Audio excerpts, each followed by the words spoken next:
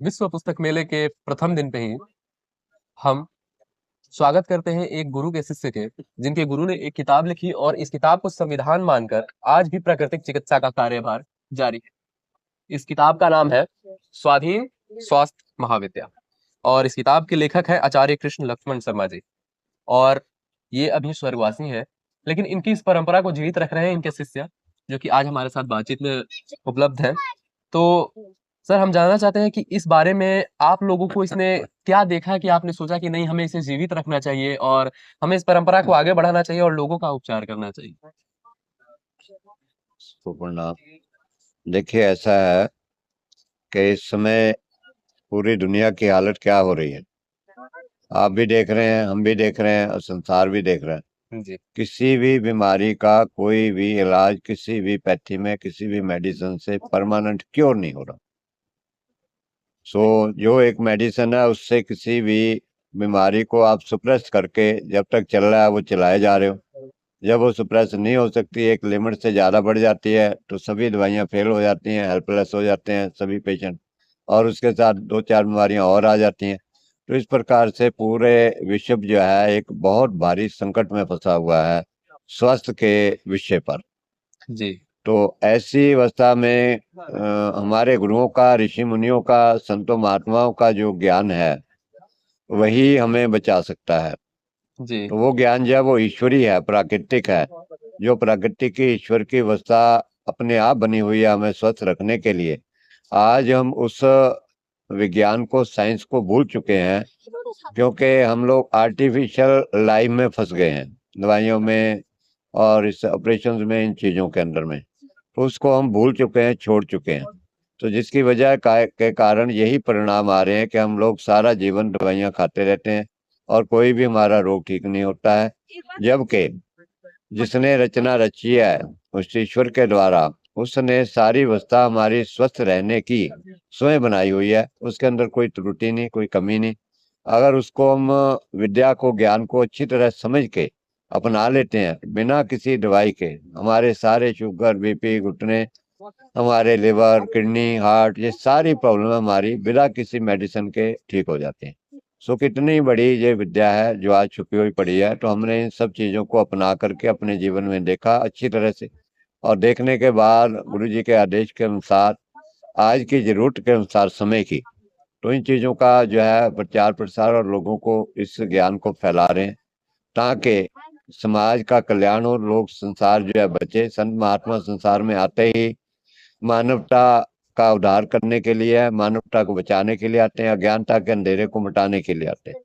हमारे गुरुदेव इस बात की भूमि की पृथ्वी पर आदि काल से गुरु संत महात्मा आते रहे, और ऐसे ही हमारे ये गुरु भी कृष्ण शर्मा जी भी आए हैं, जिन्होंने आकर के इस विद्या ज्ञान को पुनः द्वारा हमारे वेदों से, शास्त्रों से निचोड़ निकाल के सारंश प्रकृति का, ईश्वर के विज्ञान का इस पुस्तक में भरा। और जिसको के ज्ञान को कोई भी व्यक्ति सीख करके, पढ़ करके, समझ जी। करके सदा के लिए अपने स्वास्थ्य का, बीमारियों और रोगों की जो है गुलामी से स्वाधीन हो सकता है सदा के लिए। उसको कोई बीमारी, कोई रोग नहीं आएगा और सदा स्वस्थ और खुशहाल जीवन व्यतीत कर सकता है। आजकल हम देखते हैं कि जैसे हमें कोई बीमारी होती है और उस बीमारी के उपचार के लिए जब हम अंग्रेजी रासायनिक दवाओं का प्रयोग करते हैं, तो कुछ समय पश्चात खुद वैद्य या डॉक्टर कहते हैं कि इस दवा का प्रयोग नियमित रूप से ना करें, आपकी किडनी और लीवर पर हानिकारक प्रभाव पड़ सकता है। तो क्या ये सारी चीजें ऐसे नहीं हो जाती है कि जब एक बीमारी का हम उपचार कराते हैं, तब पुनः दूसरी बीमारी का हम न्योता भी दे देते हैं रासायनिक चीजों से, प्राकृतिक चीजों को छोड़कर जब हम रसायन पर हावी हो जाते हैं। यही तो प्रॉब्लम है, इसीलिए तो बीमारियां बढ़ रही हैं, किसी भी बीमारी का क्योरिंग नहीं हो रही है। तो इसीलिए जो है इस विद्या को जो है आज लोगों तक पहुंचाना बहुत जरूरी हो गया बीमारी है। कुछ हद तक रुक जा रही है, लेकिन क्योर नहीं हो पा क्योर रहा नहीं हो रहा है। ये आप देखिएगा कि शुगर के पेशेंट बढ़ते जा रहे हैं, है। जी। बीपी के बढ़ते जा रहे हैं, किडनियां जो है खराब हो रही हैं, इसीलिए हो रही हैं।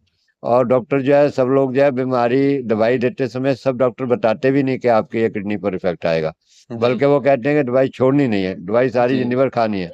तो इस प्रकार से जो है कुछ एक हमारा जो मेडिकल सिस्टम है वो भी सही रास्ते से थोड़ा सा भटक गया है। क्योंकि जो एलोपैथी के जनक थे, Hippocrates, ji father of the medicine, वो जो है प्रकृति के साथ जुड़े हुए थे। उनकी कोटेशन आप पढ़ेंगे, let food be thy medicine and medicine be thy food. तो उन्होंने कहा कि तेरा भोजन ही तेरी दवाई है और तेरा दवाई ही तेरा भोजन है। सो उन चीज़ों को हम लोग कहीं भूल करके सिर्फ दवाइयों में फंस गए हैं। सो इसलिए जो है, जब तक हम वापस जो है उनके ज्ञान को सही रूप में ग्रहण नहीं करेंगे, चाहे वो एलोपैथी का, चाहे होम्योपैथी का, चाहे आयुर्वेदिक का, तब तक जो है ये समाज हमारा स्वस्थ खुशहाल नहीं हो सकता। कहीं ना कहीं गलतियां हर व्यक्ति के अंदर कुछ ना कुछ हो रही हैं, जो बीमारियां ठीक नहीं हो रही हैं, तो उसको रियलाइज करके हमें सुधार करना पड़ेगा। और हमें ये गुरुओं का, ऋषि मुनियों का जो ज्ञान है, ये सर्वोच्च है, था और रहेगा हमेशा के लिए। चाहे हम लोग भटक के बर्बाद होकर के इसको ज्ञान को पाए, चाहे पहले पालें, अब ये हमारी इच्छा है। थोड़ा सा हम इस चमक दमक में दुनिया की थोड़ा भटक जरूर जाते हैं कि शायद ये मॉडर्न कोई पैठी आ गई है, इसीलिए बेटर बेटर आ गई है, तो इसलिए जो है हम लोग इधर भटक गए हैं। लेकिन अब जागरूकता लोगों में आ रही है कि अब दवाइयाँ खा खा के हम ठीक ही नहीं हो रहे, उल्टी किडनियाँ खराब हो रही हैं। घर घर में जो है मिनी एलोपैथी हॉस्पिटल बन गया है, बीपी शुगर की मशीनें सबके घर आ गई हैं, अब किडनी की मशीनें डायलिसिस की आ रही हैं। तो ये सब क्या हो रहा है? तो थोड़ा सा लोग जाग रहे हैं, अब जाग करके इधर आ रहे हैं। जी तो इसलिए जो है अब इसके आज प्रचार की, ज्ञान की बहुत ज्यादा समाज को, देश को, पूरे विश्व को जरूरत है।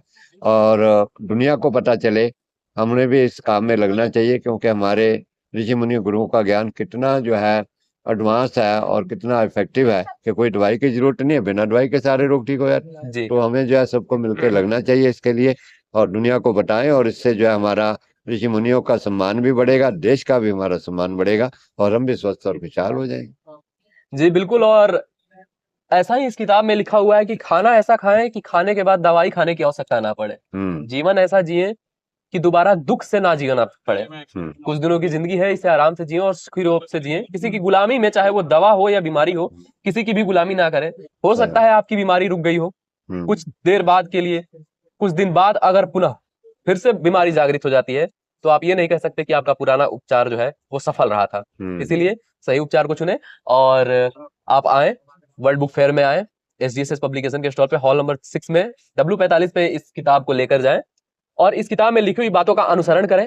और फिर आपके जीवन में जो भी चमत्कार होते हैं उसके बारे में अपने अनुभव को हमारे साथ साझा करें। बहुत जल्द मिलते हैं। आप सभी बहुत बहुत धन्यवाद।